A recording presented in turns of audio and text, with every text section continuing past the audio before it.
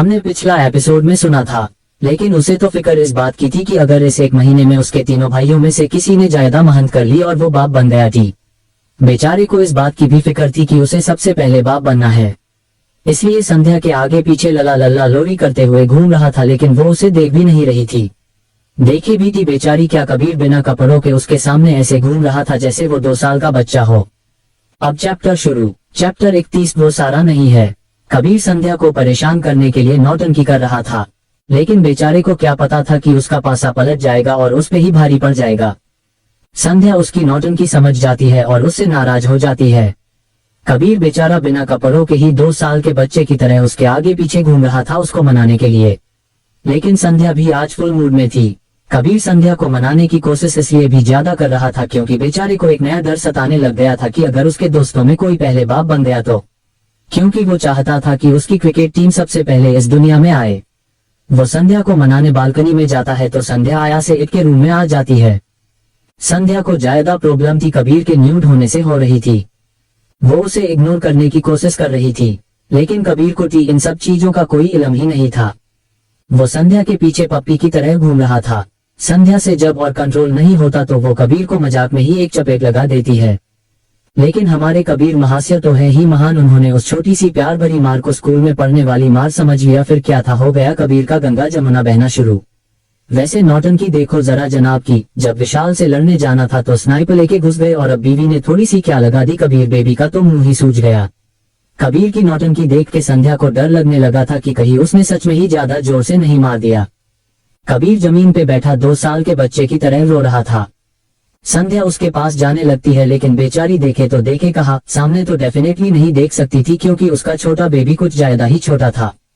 संध्या एक पिलो उठा के पहले कबीर को थोड़ा कवर करती है। हमारे कबीर जी बस इसी अदा पे ही तो फिदा हो गए। अपनी तिरछी नजरों से अपने प्लान के सक्सेसफुल होने का जश्न मना रहे थे, लेकिन एक्टिंग थी ऐसी कर रहे थे जैसे मम्मी ने बहन को ज्यादा चॉकलेट दे दी हो, इसलिए भाई को बुरा लग गया। लेकिन हमारे प्रिय कबीर जी तो अपनी प्यारी वाइफ से ही जल रहे थे। संध्या कबीर के पास जाती है और उसके गाल को अपने हाथों से छूते हुए प्यार से पूछती है, ज्यादा जोर से लग गई क्या? कबीर रोंदूसी शकल बना के हाँ में सिर हिला देता है और उसका हाथ पकड़ के धीरे धीरे नीचे ले जाता हुआ बोलता है, देखो कितनी जोर से लगी है। कबीर संध्या का हाथ अपने प्राइवेट पार्ट पे रख देता है। संध्या फिर से कबीर की नौटंकी समझ चुकी थी। वो थोड़ा गुस्से से उठती है और जाते हुए बोलती है, तुम्हें ना जितनी नौटंकी करनी है कर लो, मैं जा रही हूँ। बस इतना सुनने की देर थी और कबीर का बीपी हाई। वो एक झटके से संध्या की कमर पकड़ के खींच लेता है। संध्या उसके ऊपर गिरती है। कबीर उसे पलट देता है और उसके ऊपर आ जाता है और उसकी आंखों में देखते हुए बोलता है, तुम्हारी हिम्मत कैसे हुई मुझसे दूर जाने के बारे में सोचने की? कबीर के गुस्से को देख के संध्या की डर से हालत खराब हो जाती है। वो कुछ बोलने को होती है को उससे पहले ही कबीर उसके होठों को अपने होठों से ब्लॉक कर देता है और पूरे पैशन के साथ उसे किस करने लगता है। थोड़ी देर में संध्या के बदन पे एक भी कपड़ा नहीं था और उस पूरे रूम में सिर्फ उसकी ही सिसकियां सुनाई दे रही थी। कबीर आज उसके साथ काफी वाइल्ड था, लेकिन संध्या की आंखों में आंसू देख के वो खुद को नॉर्मल कर लेता है। नेक्स्ट डे संध्या की नींद खुली तो उसकी पूरी बॉडी में पेन हो रहा था। वो दोनों ही एक ही ब्लैंकेट में फर्श पे नीचे कालीन पे ही लेटे हुए थे। संध्या कबीर के ऊपर सोई हुई थी। वो अपने सामने अपने हैंडसम हब्बी को देखती है और उसके होठों पे एक सॉफ्ट किस कर लेती है।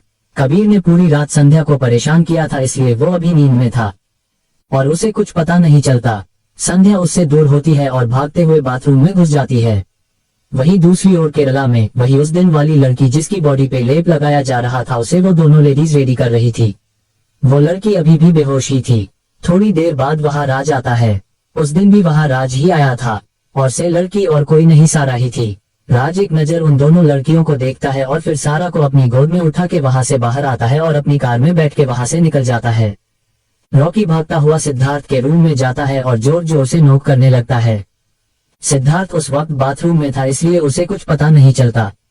वो थोड़ी देर में डोर ओपन करता है तो रॉकी बोलता है, बॉस जल्दी कीजिए, राज आए इंडिया छोड़ने की तैयारी में है और उसके साथ ही लेडी बॉस को देखा गया है और वो बेहोश भी है, मतलब राज उनके साथ कुछ गाकट करने वाला है। रॉकी की बात मिहिर और जानवी भी सुन लेते हैं। रॉकी की बात सुन के सब लोग बाहर की ओर भागते हैं। थोड़ी ही देर में वो सब अपनी अपनी कार में होते हैं। मिहिर राज के फोन को हैक करने की कोशिश कर रहा था जिससे उसकी लोकेशन का पता चल सके। राज को भी सिद्धार्थ के वहां होने की खबर लग चुकी थी, इसलिए वो सारा को लेके यहाँ से कहीं दूर जाने वाला था। राज सिद्धार्थ के बिल्कुल अपोजिट था, इसलिए उनको वक्त लगता उन तक पहुंचने में। इसलिए सिद्धार्थ जियान को बोल के चॉपर बुलवा लेता है और वो लोग चॉपर से राज के पास जाने लगते हैं। मिहिर ने भी राज के फोन को हैक कर लिया था। वो लोग उसके प्राइवेट जेट की ओर बढ़ रहे थे, लेकिन उससे पहले ही सिद्धार्थ के कमांडो आके राज की कार को आगे बढ़ने से रोक लेते हैं। वो कमांडो काफी अच्छे से ट्रेन थे, जो अंडरवर्ल्ड के डॉन से पंगा ले ले उनमें कुछ तो बात होगी ही ना। अब राज के गार्ड्स और सिद्धार्थ के कमांडो आमने सामने थे। तभी राज बाहर आता है और उनके सामने खड़ा होकर बोलता है, कौन हो तुम लोग? हमारी तुमसे कोई दुश्मनी नहीं है, जाने दो हमें। तभी रॉकी चॉपर से ही राज के गर्दन पे कुछ इंजेक्ट करता है और कुछ ही सेकंड्स में राज बेहोश हो जाता है। राज के बेहोश होते ही उसके गार्ड्स भी हथियार डाल देते हैं। चॉपर लैंड करता है और उसमें से सिद्धार्थ अपने आंखों पे ब्लैक शेड्स लगाए बाहर आता है और उसके पीछे ही रॉकी, राइन और मिहिर और जानवी भी बाहर आते हैं।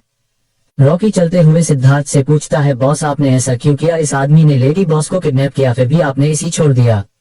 सिद्धार्थ अपने उसी एरोगेंट स्टाइल में जवाब देता है, इस आदमी को बुलेट की नहीं मेडिसिन की जरूरत है। सिद्धार्थ राज की कार के पास आता है और उसमें से सारा को बाहर निकाल के चॉपर की ओर बढ़ जाता है। सिद्धार्थ जैसे ही सारा को गोद में लेता है उसे थोड़ा अजीब लगता है, लेकिन वो अपने मन में आए ख्यालों को झटक के फिर से आगे बढ़ने लगता है। सारा को देख के सबके चेहरे पे खुशी थी। चॉपर में जानवी आगे बढ़ती है सारा को देखने के लिए, लेकिन कुछ देख के उसके चेहरे पे एक अजीब सा डर छा जाता है, लेकिन वो जल्दी ही अपने डर को छुपा लेती है। लेकिन सिद्धार्थ ने उसके चेहरे के भाव पढ़ लिए थी। कुछ घंटों में वो लोग केरला एयरपोर्ट पे थे। वहां से वो लोग सिद्धार्थ के प्राइवेट जेट में बैठ के दिल्ली के लिए निकल जाते हैं। वही राज को उसके आदमी अपने साथ ले जाते हैं। थोड़ी देर में राज को होश आ जाता है तो वो अपने आसपास सारा को ढूंढने लगता है और अपने गार्ड्स पे चिल्लाने लगता है। थोड़ी ही देर में वो जोर जोर से हंसने लगता है और बोलता है, सिद्धार्थ सिंघानिया, लगा नहीं था कि तुम इतने कच्चे खिलाड़ी होगे, इतनी जल्दी फंस जाओगे मेरे जाल में। इतना बोल के वो अपनी कार में बैठ जाता है और थोड़ी ही देर में वो भी एयरपोर्ट पे होता है और अपने जेट में सवार होकर वाया से निकल जाता है। राज का जेट जयपुर में लैंड करता है और वो बाहर आके अपनी कार में बैठ के वहां से निकल जाता है। थोड़ी देर में उसकी कार एक बड़ी सी हवेली के बाहर रुकती है। राज बाहर आता है तो हवेली के बाहर ढोल नगाड़े बजने लगते हैं। यूजुफ फूलों की बारिश होने लगती है। वो हवेली के गेट पे होता है कि एक लड़की उसे वहीं रोक देती है और बोलती है, इतनी भी क्या जल्दी है मिस्टर राज, पहले आरती टिकवा लीजिए। राज उस लड़की की बात सुन के मुस्कुराता है और बोलता है, आपके लिए कुछ भी सनम। वो लड़की राज की आरती करती है और उसे अंदर ले जाती है। उसके बाद वो लोग डिनर करते हैं और उसके बाद वो लड़की और राज थोड़ी देर गार्डन में बैठ के बातें करते हैं। राज उस लड़की का हाथ पकड़ के बोलता है, सनम 1 महीने बाद हमारी शादी है, हम बहुत खुश है, लेकिन एक अजीब डर है हम अंदर की, कहीं फिर से आप हमें छोड़ के तो नहीं चली जाएंगी। ऐसा कुछ नहीं होगा राज, तुम परेशान होना बंद करो, सनम जवाब देती है। उसके बाद सनम और राज थोड़ी देर बात करते गए और फिर अपने अपने रूम में जाके सो जाते हैं। सनम को नींद नहीं आ रही थी, वो बालकनी में जाके खड़ी हो जाती है और चांद को देखते हुए बोलती है, एक अजीब सा सूनापन लगता है मुझे ये पर, लेकिन समझ नहीं आ रहा कि इसकी वजह क्या है। मेरा प्यार मेरे पास है पर फूट भी दिल में दर्द होता है, पता नहीं क्यों राज को देख के इस दिल में धड़कन क्यों नहीं होती। सनम काफी देर तक चांद से बात करती रहती है और उसके बाद आके सो जाती है। वही दिल्ली में सिद्धार्थ भी बालकनी में खड़ा चांद को देख रहा था। फिर वो अंदर आता है और अपने बेड पे आके लेट जाता है। पूरी दिल में अजीब ही हलचल मची हुई थी। वो अपने मन में बातें करते हुए बोलता है, तुम मेरे पास हो सारा, फिर भी बहुत अधूरा अधूरा फील कर रहा हूँ। थोड़ी देर में वो भी अपने हाले दिल को बयां करते करते सो जाता है। सिद्धार्थ सारा के साथ दिल्ली वापस आ जाता है। वही राज राजस्थान चला जाता है और वहां जाके किसी सनम नाम की लड़की से 1 महीने में शादी करने वाला है। रात गुजार जाती है और सुबह सूरज की रोशनी से सबकी नींद खुलती है। सारा भी धीरे धीरे अपनी आंखें खोलती है और अपने आसपास देख के उसके फेस पे एक बड़ी सी स्माइल आ जाती है। वही सिद्धार्थ जो कि सोफे पे बैठा ही सो गया था। सिद्धार्थ के हैंडसम फेस को देख के सारा की मुस्कान और भी बड़ी हो जाती है। सारा बिस्तर से उठ के सिद्धार्थ के पास जाती है और कॉफी टेबल पे बैठ के सिद्धार्थ को देखने लगती है। सारा अपना हाथ उठा के अपनी उंगलियों को सिद्धार्थ के फेस पे चलाने लगती है। अपने चेहरे पे किसी को छूवन महसूस करके सिद्धार्थ नींद से उठता है। सारा को जगह देख के उसके फेस पे एक बड़ी सी स्माइल आ जाती है, लेकिन वो स्माइल ज्यादा देर तक नहीं टिकती, क्योंकि उसे सारा का छूना काफी अनकंफर्टेबल लग रहा था। लेकिन वो अपने इमोशंस छुपाने में एक्सपर्ट है, वो सारा को इस बात का पता नहीं लगने देता। सारा आगे बढ़ के सिद्धार्थ को गले लगा लेती है। सिद्धार्थ भी उसे वापस हक कर लेता है, लेकिन कुछ तो उसे दिल और दिमाग में चल रहा था जो वो समझ नहीं पा रहा था। सारा आगे बढ़ के सिद्धार्थ के फेस पे किस करने लगती है कि सिद्धार्थ उसे रोकते हुए बोलता है, जान हम इतने दिन बाद मिले हैं, मैंने तुम्हारे हाथ की कॉफी बहुत मिस की है, आज मुझे फिर से वही कॉफी पीनी है प्लीज, और बाकी सब भी तुमसे मिलना चाहते हैं। सिद्धार्थ की बात सुन के सारा मुस्कुराते हुए बोलती है, क्यों नहीं बेबी, तुम्हारे लिए कुछ भी। सारा वहां से चली जाती है और सिद्धार्थ अपनी ही सोच में गुम रहता है। उसे सारा की बातें कुछ खटक रही थी। वो अपना फोन निकल के रॉकी को कुछ MSG कर देता है और शावर लेने चला जाता है। सारा जब कॉफी लेकर वापस आती है तो उसे सिद्धार्थ मिरर के सामने अपने बालों को पूछता हुए नजर आता है। उसने कमर पे सिर्फ टॉवल रखा था, उसकी बॉडी पे अभी भी पानी की बूंदें चमक रही थी जो उसको और भी ज्यादा हॉट बना रही थी। सारा लस्ट भरी नजरों से उसे देख रही थी। वो उसके पास जाती है और उसके ब्रॉड चेस्ट पे अपने हाथ फिराने लगती है। सिद्धार्थ को उसका छूना बिल्कुल पसंद नहीं आ रहा था, लेकिन सारा के फेस को देख के वो वहीं रुक जाता है। सारा अपने पैरों पे खड़ी होकर उसके होठों को और बढ़ने लगती है, लेकिन अब सिद्धार्थ की बर्दाश्त से सब बाहर हो रहा था। वो सारा से दूर हट जाता है और बोलता है, सुबह सुबह ये सब करने का टाइम नहीं है, कितने दिन से ऑफिस का काम रुका हुआ है, मुझे ऑफिस जाना है, तुम जल्दी से प्लीज मेरा नाश्ता रेडी करवा दो। इतना बोल के सिद्धार्थ चेंजिंग रूम में चला जाता है और डोर लॉक कर लेता है और खुद को टॉवल से साफ करने लगता है, जैसे पता नहीं कितनी ही गंदी चीज ने उसे छुआ हो। सारा कुछ पल उस डोर की ओर देखती है, लेकिन तभी उसके फेस पे एक अजीब मुस्कान आ जाती है और वो किचन की ओर बढ़ जाती है। सिद्धार्थ चेंज करके आता है और कॉफी को देख के उसकी ओर बढ़ जाता है। वो एक सीप लेता है और उसके एक्सप्रेशन चेंज हो जाते हैं। वो कॉफी को उठा के बालकनी से बाहर फेंक देता है और नाश्ते के लिए नीचे चला जाता है। सारा को ठीक देख के सबके फेस पे एक रौनक आ जाती है। सब लोग सारा से अच्छी तरह से बात करते हैं, कोई भी उस दिन को याद नहीं करता। वही जानवी सारा को बड़ी ही अजीब नजरों से देख रही थी, जिसे कोई भी नोटिस नहीं कर पाता सिवाय सिद्धार्थ के। नाश्ते के बाद सब लोग ऑफिस के लिए निकलने लगते हैं। सारा भी सिद्धार्थ के साथ जाने लगती है तो सिद्धार्थ उसे रेस्ट करने का बोल के उसे घर ही छोड़ देता है। सारा अपने रूम में जाती है और बेड के पीछे लगी सिद्धार्थ की बड़ी सी पिक्चर पे हाथ फिरते हुए उसकी किस करके बोलती है, फाइनली तुम मुझे मिल ही गए, बहुत जल्द मैं तुम्हें पूरी तरह से अपना बना लूंगी। तभी सारा को कुछ याद आता है और वो अपना फोन निकाल के किसी को कुछ MSG करती है। वही उसकी ये सारी हरकतें कोई अपनी गहरी आंखों से देख रहा था। ये सिद्धार्थ ही था जो अपने रूम में लगे CCTV से सारा को देख रहा था। उसके साथ बैठा मिहिर और जानवी भी ये सब देख रहे थे। सिद्धार्थ मिहिर को सारा का फोन हैक करने को बोलता है और मिहिर भी अपने काम में लग जाता है। सिद्धार्थ जानवी की ओर मुड़ता है और उससे सुबह उसके सारा को घूरने के बारे में पूछता है। जानवी अपनी सोच से बाहर आती है और सिद्धार्थ से बोलती है, मैं अभी इस बारे में कुछ नहीं कहना चाहती, जो भी मुझे बोलना है वो मैं तुम्हें शाम को बताऊंगी, तब तक तुम सारा पे नजर रखो, मुझे ऐसा लग रहा है जो है वो दिख नहीं रहा और जो है वो नजर नहीं आ रहा। सिद्धार्थ जानवी की बात पे बस हमें जवाब देता है और उसके बाद सब लोग अपने अपने काम में लग जाते हैं। जानवी सिद्धार्थ के केबिन से बाहर आती है और अपना फोन निकल के किसी को कॉल करती है।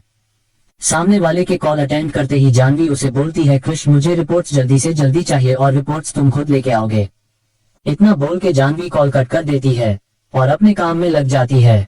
वही कृष एक लैब में बैठा किसी चीज पे एक्सपेरिमेंट कर रहा था। वो कॉल आते ही पहले घूर के फोन करने वाले को देखता है, पर कॉल आईडी देख के फोन अटेंड भी करता है, लेकिन बेचारे के कुछ बोलने से पहले ही जानवी उसको ऑर्डर्स देके कॉल कट भी कर लेती है। कॉल कट होने पे कृष फोन को ऐसे घूरता है जैसे अभी खोलते तेल में डाल के उसके पकौड़े बना के टोमेटो सॉस के साथ खाएगा। फिर जानवी को कोसते हुए बोलता है, मुझ जैसा लड़का आपको चिराग लेके ढूंढने से भी नहीं मिलेगा बॉस। अभी आपको मेरी कदर नहीं है, लेकिन बहुत जल्द होगी और फिर आप मेरे आगे पीछे घूमोगे। इतना बोल के फिर से अपने काम में लग जाता है। वही राजस्थान में राज के महल में राज आज ऑफिस ना जाके घर से ही काम कर रहा था। वो अपने स्टडी रूम में बैठ के अपना काम खत्म कर रहा था कि तभी सनम वहां आती है और उसके सामने वाली चेयर पे बैठ जाती है। राज अपनी नजरें उठा के देखता है और सनम को देख के फेस पे एक स्माइल ला के बोलता है, प्रिंसेस आप यहाँ क्या कर रही है? राज मुझे कितने दिन हो गए यहाँ आए, लेकिन मैंने एक बार भी बाहर जाके नहीं देखा। मुझे ना राजस्थान घूमना है, सनम जवाब सारी है। सनम की बात सुन के राज को आंखें कठोर हो जाती है, लेकिन वो खुद को नॉर्मल ही रख के बोलता है, सनम अभी आपकी तबीयत ठीक नहीं है, आप पहले ठीक हो जाए, फिर हम खुद ही आपको बाहर घुमाने ले जाएंगे। राज की बात सुन के सनम चुप हो जाती है और अपने रूम में चली जाती है। सनम के जाते ही राज अपनी चेयर पे पीछे सिर टिका के बैठ जाता है और खुद से ही बोलता है, इतनी मुश्किल से तो आप मिली है मुझे, मैं फिर से आपको खोना नहीं चाहता, फिर चाहे इसके लिए मुझे कुछ भी क्यों ना करना पड़े। दोपहर से शाम होती है। जानवी अपने केबिन में बैठ के किसी के कॉल का इंतजार कर रही होती है। काफी देर के बाद जानवी कॉल अटेंड करती है और सामने वाले की बात सुन के वो जल्दी से कॉल कट करके नीचे भागती है। जानवी नीचे जाती है तो उसे एक हैंडसम सा लड़का उसकी ओर आते हुए दिखाई देता है। जानवी उसकी ओर बढ़ती है और बोलती है, क्रिश रिपोर्ट्स लाए हो? क्रिश उसके हाथ में जबरदस्ती रिपोर्ट्स पकड़ते हुए बोलता है, सामने इतना हॉट बांधा खड़ा है लेकिन कोई फिक्र ही नहीं है, रिपोर्ट्स की पड़ी है। जानवी उसकी बात को इग्नोर करती है और सिद्धार्थ के केबिन की ओर बढ़ जाती है। क्रिश खुद को इग्नोर पाके ठगा सा महसूस करता है लेकिन फिर खुद को नॉर्मल करके उसके पीछे चला जाता है। जानवी सिद्धार्थ के केबिन में पहुंच जाती है। सिद्धार्थ जो अपनी नजरें लैपटॉप में गड़ाए काम कर रहा था वो जानवी को सवालिया नजरों से उसको देखता है, लेकिन उसके पीछे छुप रहे क्रिश को देख के उसकी आंखें छोटी हो जाती है। वो थोड़ा गुस्से से जानवी को पूछता है, ये बंदर यह क्या कर रहा है? उसको छोड़ो, पहले मेरी बात सुनो, जानवी जवाब देती है। जानवी आगे बोलती है, तुमने सुबह मुझसे एक सवाल किया था, इसमें उसका जवाब है। सिद्धार्थ शांत हो जाता है और जानवी को रिपोर्ट्स पढ़ने को बोलता है। जानवी रिपोर्ट्स पढ़ती है और उसकी आंखें छोटी हो जाती है और फिर सिद्धार्थ की तरफ मुड़ के बोलती है, वो सारा नहीं है। तुम इतना यकीन से कैसे बोल सकती हो? सिद्धार्थ पूछता है। जानवी कुछ सोचते हुए बोलती है, हम कल जब सारा को लेके आए थे तो मुझे उसकी बॉडी पे एक दवाई लगी मिली थी और वो दवाई कोई नॉर्मल दवाई नहीं थी। किसी की प्लास्टिक सर्जरी के बाद वो दवाई लगाई जाती है जिससे चेहरे का कलर स्किन के कलर से मैच हो सके और जो नई स्किन लगाई गई है वो भी खराब ना हो। कल मैं शो नहीं थी लेकिन अब शो हूँ। जानवी इतना बोल के चुप हो जाती है। सिद्धार्थ अपनी चेयर से खड़ा हो जाता है और ग्लास विंडो के पास जाके खड़ा हो जाता है। कुछ देर चुप रहने के बाद वो बोलता है, ये लड़की ही अब हमें सारा के पास ले जाएगी, पर ये है कौन ये समझ नहीं आ रहा। तभी केबिन का डोर खुलता है और मिहिर अपने लैपटॉप को हाथ में लिए आता है और बोलता है, भाई मेरे सारा ने जो सुबह एमएसजी किया था वो भी राजस्थान का लोकेशन था, प्लस सुबह से उसकी काफी बार इसी नंबर पे बात भी हुई है, ये भी लोकेशन वही की है और सबसे इंटरेस्टिंग बात तो ये है कि ये नंबर तेरे सौतन का है। मिहिर सारी बात एक ही सांस में बोल जाता है, लेकिन सबका ठंडा रिएक्शन पाके वो कुछ भी नहीं बोलता है और समझ जाता है ये सब पहले ही ज्ञानी है। लेकिन क्रिश को वहां देख के उसकी आंखें छोटी हो जाती है। चैप्टर 32, सनम और सिद्धार्थ का मिलना और सिद्धार्थ सनम का रोमांस। सब लोगों को पता चल जाता है कि जो लड़की दिल्ली वापस आई है वो सारा नहीं है, लेकिन अब भी सबके दिल में ये सवाल था कि अगर वो सारा नहीं है तो फिर कौन है, और सबको अब ये पता करना था, और ये भी कि सारा कहाँ है। सब लोगों को ये पता चल चुका था कि जो लड़की घर में सारा बन के रह रही है वो राज के साथ मिली हुई है और राज इस वक्त राजस्थान में है, तो हो ना हो सारा भी राजस्थान में ही होगी। इसलिए सिद्धार्थ राजस्थान जाने की प्लानिंग करता है, लेकिन उसे इन सब से पहले राज के बारे में पता करना था और ये भी कि वो उसकी लाइफ में एंट्री कैसे करे। राज ने अभी तक सिद्धार्थ को नहीं देखा था, ये सिद्धार्थ के लिए एक बहुत बड़ी अपॉर्चुनिटी थी। इसी जा फायदा उठा के वो राज को मल्होत्रा अंपायर की तरफ से एक बिजनेस प्रपोजल भेजता है, क्योंकि वो सिंघानिया के साथ की कोई डील करेगा नहीं। रॉकी ने भी राजस्थान में राज के बारे में सब पता कर लिया था। इन सब में 2 दिन गुजर जाते हैं। सिद्धार्थ अपने ऑफिस में काम कर रहा था कि रॉकी भागता हुए अंदर आता है, क्योंकि सिद्धार्थ ने उसे सिर्फ 24 घंटे दिए थे और आज उसको 2 दिन गुजर चुके थे, इसलिए उसकी जान हलक में अटकी हुई थी। वो अंदर आता है और सिद्धार्थ के सामने सिर झुका के खड़ा हो जाता है। सिद्धार्थ उसे घूर के देखने लगता है। रॉकी उसका घूरना देख के अपनी बत्ती सी दिखते हुए बोलता है, सर वो राज अपनी पहचान छुपा रहा है इसलिए इतनी दिक्कत हो गई। फिर आगे बोलता है, सर राज राजस्थान का हुक्म है, वहाँ की जनता उसे बहुत मानती है, उनके लिए राज भगवान है, और सर मैंने ये भी पता किया है कि वो किसी सनम नाम की लड़की से शादी कर रहा है, वो भी कुछ दिनों में ही। सर सबसे बुरी खबर ये है कि हमें राज को दिमाग से मात देनी होगी, क्योंकि अगर उसे कुछ हुआ तो वहाँ की जनता बिगड़ सकती है, और अगर वहाँ कुछ हंगामा हुआ तो फिर पूरे देश का सिस्टम बिगड़ सकता है, और इसलिए हमें बहुत सोच समझ के कदम उठाना होगा, क्योंकि उसने सनम को वहाँ की हुक्मरानी भी घोषित कर दिया है। रॉकी इतना बोल के चुप हो जाता है। सिद्धार्थ उसे जाने को बोलता है और खुद किसी सोच में गुम जाता है। वो बहुत परेशान हो चुका था, क्योंकि घर में नकली सारा उसके पास आने का कोई ना कोई बहाना बनाती रहती, और सिद्धार्थ उससे बचने का कोई ना कोई तरीका। अब तो उसने काम का बहाना बना के ऑफिस में ही रुकना शुरू कर दिया था, लेकिन कल कबीर अपनी जिद में उसे मल्होत्रा हाउस लेके चला जाता है। एक हफ्ते बाद सिद्धार्थ अपने केबिन में बैठा काम कर रहा था कि अचानक उसके पास एक मेल आता है और मेल पढ़ के उसकी आंखों में चमक आ जाती है। सिद्धार्थ अपना फोन निकाल के कबीर को कुछ एमएसजी करता है और फिर अपना कोट उठा के बाहर की ओर निकल जाता है।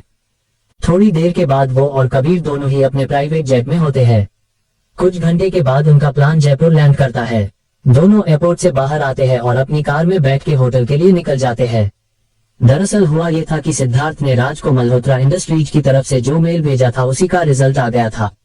राज ने मीटिंग करने के लिए हामी भरी थी, क्योंकि प्रपोजल राज के लिए काफी फायदेमंद था, इसीलिए वो दोनों राजस्थान आए थे। आज का दिन यूं ही गुजर जाता है। नेक्स्ट डे राज का महल। सनम ने आज किसी तरह राज को खुद को बाहर भेजने के लिए मना ही लिया था। राज उसे गार्ड्स के साथ भेजने को राजी था। सनम सुबह जल्दी ही नाश्ता कर लेती है और फिर अपने रूम में जाकर रेडी हो जाती है। वो आज शॉपिंग पे जाने वाली थी। राज की आज कबीर के साथ शाम को मीटिंग थी, इसलिए वो उसके साथ नहीं जा सकता था। राज के साथ मीटिंग में सिद्धार्थ कबीर का असिस्टेंट बन के जाने वाला था, इसलिए उसे भी कुछ नॉर्मल कपड़े चाहिए थे, क्योंकि उसके सारे ही कपड़े काफी ज्यादा ही हाई क्लास थे। उन्हें देख के कोई नहीं बोल सकता था कि ये एक असिस्टेंट के कपड़े हैं। इसलिए कबीर और सिद्धार्थ भी शॉपिंग पे जाने का डिसाइड करते हैं।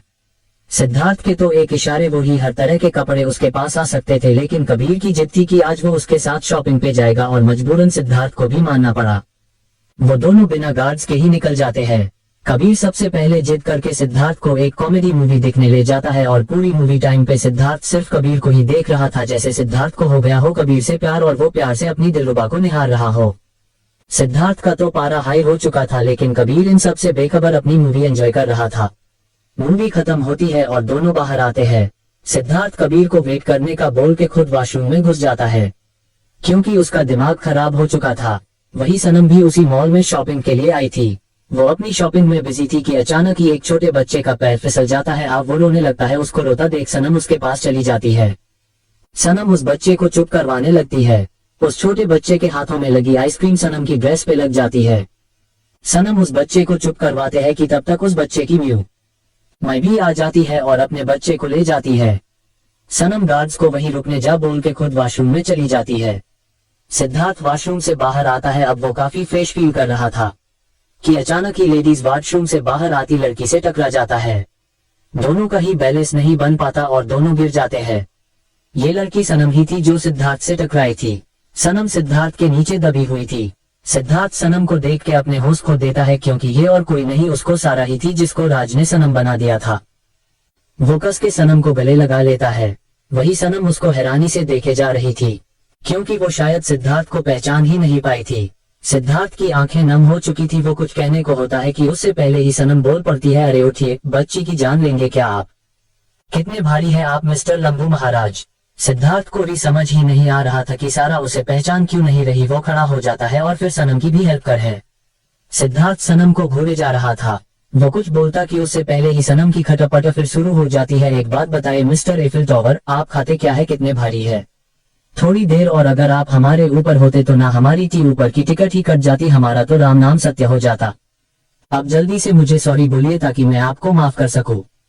सिद्धार्थ को सारा की बात सुन के गुस्सा आने लगता है। वो भी गुस्से से फूटते हुए बोलता है, खुद की हाइट तो चिटी जितनी है, तो बुरा लग रहा होगा मेरी हाइट देख के। अब जलन के मारे ये सब तो मर बोलो तुम।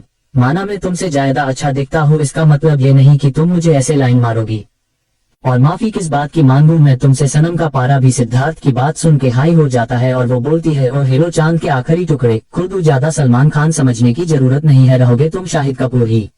लाइन और वो भी तुम मैं मारूंगी। शकल देखी है तुमने अपनी, चूसे हुए आम जैसे टी गाल है, डायनासोर की पूंछ जैसी नाक है, जिराफ जैसी गर्दन है और बाल तो पूछो ही मत, मानो किसी ने कैंडी चूस के लगा दी हो। सड़े हुए आखिरी टमाटर, बैंगन के निकले हुए बीज, तली हुई पूरी, जूस निकले गन्ने। सनम अपनी ही धुन में बोले चली जा रही थी। वही सिद्धार्थ का पारा आसमान चिर के निकल चुका था। वो सनम को कमर से पकड़ के दीवार से लगा देता है और उसे किस करने लगता है। सनम की आंखें हैरानी से चौड़ी हो जाती है। सिद्धार्थ ने उसे इतनी बुरी तरह जकड़ रखा था कि वो हिल भी नहीं पा रही थी। सिद्धार्थ उसे होठों का जूस पीने में लगा था। थोड़ी ही देर में सिद्धार्थ को किसी के आने की आहट होती है और वो सनम को छोड़ के उसके गालों पे किस करके निकल जाता है। सनम अपनी आंखें बंद किए वहीं खड़ी थी। उसे तो कोई होश ही नहीं था। सनम गार्ड्स की आवाज से होश में आती है, जो बोल रहे थे, मैडम आप ठीक तो है? सनम होश में आती है और अपने आसपास देखती है कि वहां कोई भी नहीं था। सनम भी सब अपने दिमाग से निकाल के आगे बढ़ जाती है। उसे सिद्धार्थ के पास होने से एक जाना पहचाना एहसास छुके गया था। सनम के जाने के बाद सिद्धार्थ भी बाहर आ जाता है और वो भी कबीर के साथ वहां से निकल जाता है। थोड़ी देर में वो दोनों रेडी होकर राज की हवेली के लिए निकल जाते हैं। थोड़ी देर में वो दोनों राज के सामने बैठे थे। थोड़ी देर में राज को डील पसंद आ जाती है और वो प्रोजेक्ट के लिए हामी भर देता है। वो लोग स्टडी रूम से बाहर आ जाते हैं। राज उन्हें डिनर ऑफर करता है और वो लोग भी खुशी से मान जाते हैं। वो लोग डाइनिंग टेबल पे आ जाते हैं और राज सनम के रूम में उसे बुलाने चला जाता है। सनम जब से शॉपिंग से आई थी वो अपने रूम में ही थी। राज सनम को लेके डाइनिंग टेबल पे आ जाता है। सनम ने अभी तक किसी की ओर ध्यान नहीं दिया था। राज उसके लिए चेयर खींचता है और सनम अपनी नजरें उठा के देखती है, लेकिन सामने उसे सिद्धार्थ का हंसता हुआ नूरानी चेहरा नजर आता है और उसकी सांसें गले में ही अटक जाती है। सिद्धार्थ उसे देख के सबकी नजरों से बच के एक आंख मार देता है और सनम के हाथों से स्पून नीचे गिर जाती है। कबीर और सिद्धार्थ राज के हवेली आते हैं उससे प्रोजेक्ट के बारे में डिस्कस करने के लिए। राज को उनका प्रपोजल पसंद आता है और वो प्रोजेक्ट के लिए रेडी हो जाता है। राज कबीर और सिद्धार्थ को डिनर के लिए रोक लेता है। सिद्धार्थ और कबीर डाइनिंग टेबल पे बैठे राज का वेट कर रहे थे, क्योंकि राज सनम को बुलाने उसके रूम में गया था। सनम और राज दोनों साथ ही नीचे आते हैं। सनम अपनी जगह पे बैठ जाती है। उसने अभी तक कबीर और सिद्धार्थ को नहीं देखा था। राज कबीर और सिद्धार्थ को इंट्रोड्यूस करवाते हुए बोलता है, मिस्टर मल्होत्रा, ये मेरी होने वाली पत्नी है सनम। हम कुछ ही दिनों में शादी करने वाले हैं। राज की बात सुन के सिद्धार्थ उसे ऐसे घूरता है जैसे बोल रहा हो, बेटा शादी तो तेरी तब होगी जब मैं होने दूंगा। अगर तेरी ही बारात में तेरा जनाजा ना निकाला तो मेरा नाम भी सिद्धार्थ सिंधानिया नहीं और मैं तेरी कभी ना होने वाली बीवी के बच्चों का बाप नहीं।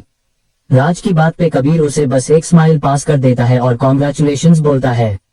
उसे बाद सनम को उन दोनों से इंट्रोड्यूस करवाता है। सनम, ये मेरे दोस्त है मिस्टर कबीर मल्होत्रा और उनके असिस्टेंट मिस्टर विहान।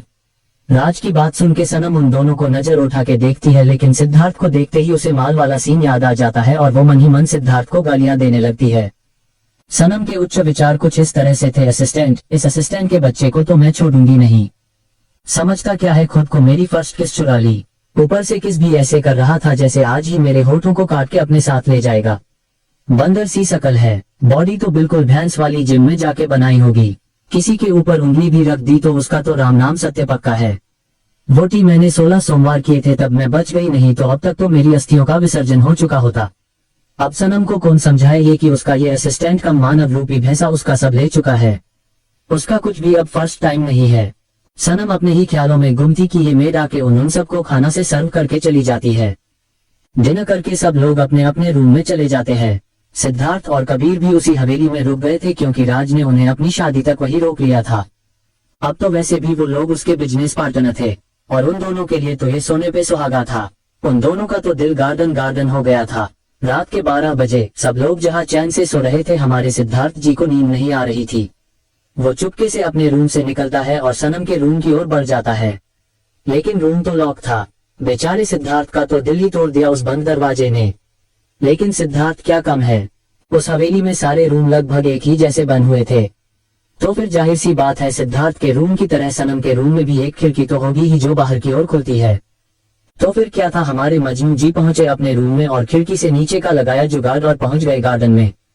अब बेचारे मेन गेट से तो जा नहीं सकते थे और फिर बंदर की तरह पहुंच गए सनम के रूम की खिड़की पे। धीरे धीरे चोरों की तरह पहुंच गए रूम में। अंदर सनम इन सब से बेखबर तबेला बेच के सो रही थी। सनम ने इस वक्त राजस्थानी लिबास पहना हुआ था और सोते हुए उसने अपना दुपट्टा भी उतार दिया था। वो इस वक्त सिर्फ ब्लाउज और घाघरे में ही थी। ऊपर से नींद में उसके कपड़े भी इधर उधर हो गए थे और उसके क्लीवेज दिख रहे थे।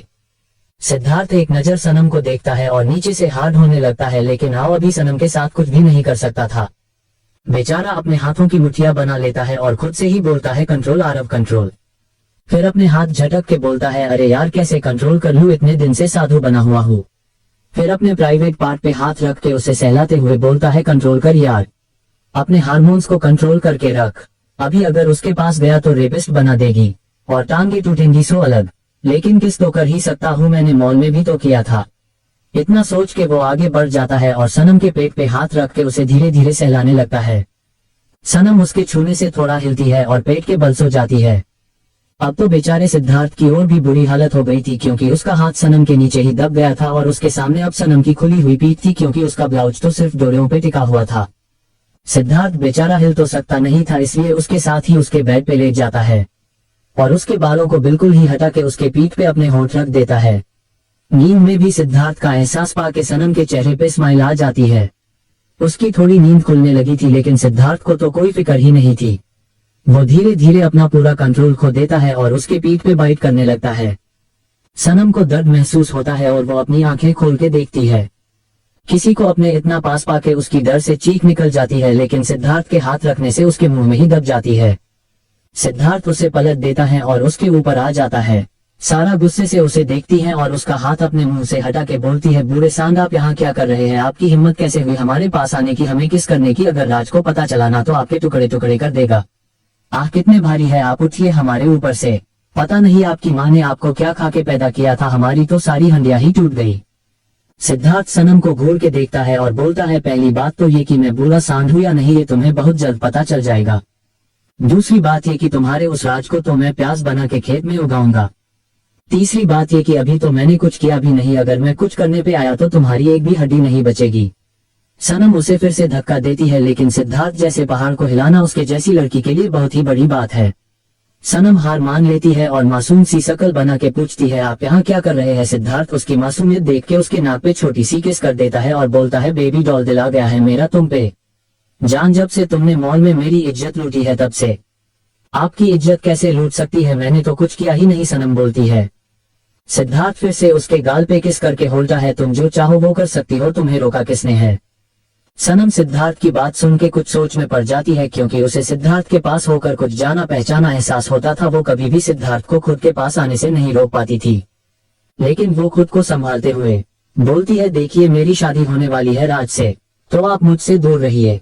सिद्धार्थ उसकी बात सुन के स्माइल करने लगता है और बोलता है, उस तले हुए पकोड़े से तो मैं तुम्हारी शादी होने नहीं दूंगा, क्योंकि अब तुम मेरी हो, सिर्फ मेरी। और हाँ, उस चिलगोजे से दूर रहना, अगर उसने तुम्हें 1 इंच भी टच किया ना तो मैं उसका पूरा सिस्टम हिला दूंगा। और अब अच्छे बच्चे की तरह सो जाओ, मुझे बहुत नींद आ रही है। सिद्धार्थ इतना बोल के सनम के सीने में अपना चेहरा छुपा लेता है और उसको कमर से पकड़ के अपने पास कर लेता है। सनम को भी उसके पास होने से बड़ा सुकून मिल रहा था, वो भी थोड़ी देर में नींद के आगोश में चली जाती है। नेक्स्ट मॉर्निंग सनम की नींद डोर पे नोक से खुलती है। वो अपनी आंखें खुलती है तो सिद्धार्थ अभी भी वही सारा हुआ था। सनम उसे जल्दी से उठा के बाथरूम में छुपा देती है और खुद डोर ओपन करती है।